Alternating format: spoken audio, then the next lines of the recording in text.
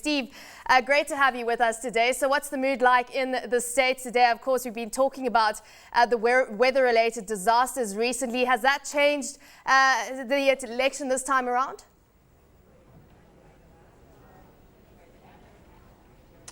We don't think so, in part because most of the disaster appears to have occurred in places where the that are strongly Democratic or expected to go Democratic.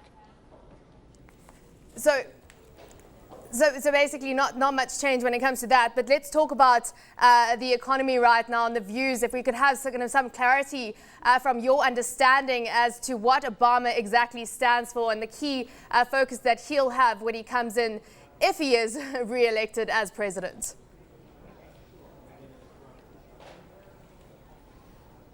Well, President Obama, I think, would be expected to continue his policies. I think that those policies, by the way, I can hear myself in my ear if you guys could fix that. He's expected to continue those policies, and what he has said he's looking for is essentially a balance between asking the wealthy to pay more and providing more relief to the middle class. Whether or not that ends up being the right prescription for the economy, that's really what this is all about here. Now, Mitt Romney initially seemed to suggest that he was in favor of tax cuts for the wealthy. Now he's saying that he doesn't think wealthy should get a tax cut. Now, whether or not that involves not extending the Bush tax cuts, that's a little bit unclear. Clearly, Mitt Romney has moved towards the center, so his economic policies would be a little bit more in question than President Obama's right now, and that's really what this election is about, is a referendum, I think, on the policies of President Obama. You know, overall, though, there are some views, contrarian views, that Romney has, as you say, moving towards the center, but he has started to adopt, an approach and policy view that is a lot closer to Obama's, and there's kind of a Me Tooism view that Romney is not that much different from Obama, and many saying that they can't get some clarity on what Romney is really standing for. Is that a view of market commentators that you have from your side often? Well, it's certainly something the Democrats have pounded on, and I think the Republicans have pushed back, that some aspects of the Romney platform have been consistent. And you don't want to go too far.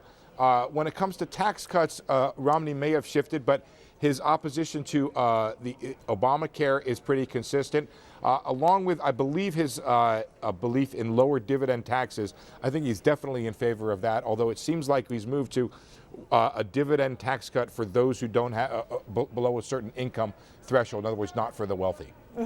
And when it comes to foreign policy, I mean, China, of course, at the forefront of the battle on that front. Of course, many other regions as well. But China has been one of the battlegrounds. Romney seems to be a lot more aggressive in his views on the approach to China. What are your thoughts on that?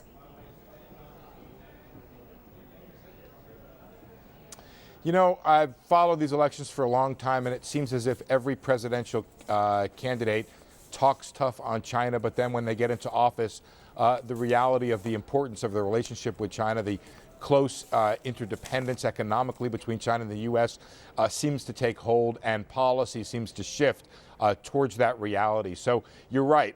Mitt Romney has definitely talked tougher than Obama when it comes to China, but Obama is the one who is president. He's the one who actually has to deal with China. So I'm not sure that matters very much. What seems to be clear is that probably Romney would be a little bit tougher, but ultimately China has moved a bit when it comes to currency, when it comes to the currency value of the yuan, and whether or not that would be a huge change. I would be very skeptical that Romney's policy would be very different from Obama's, which was close to Clinton's as well.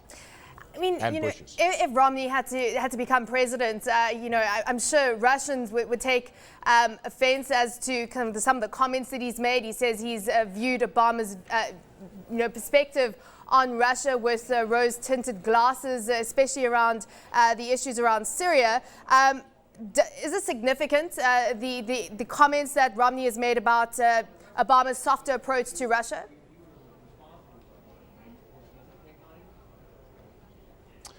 It's a good question, Samantha. And again, I guess my answer would be very much the same. It's not expensive, or it's cheap for Romney to be able to talk tough on Russia. Again, he gets into office, and what he'll find is what the Obama administration has found, which is that we need Russia on a variety of foreign policy issues, and whether or not we want to define it as a single issue is a choice that he'll have to make.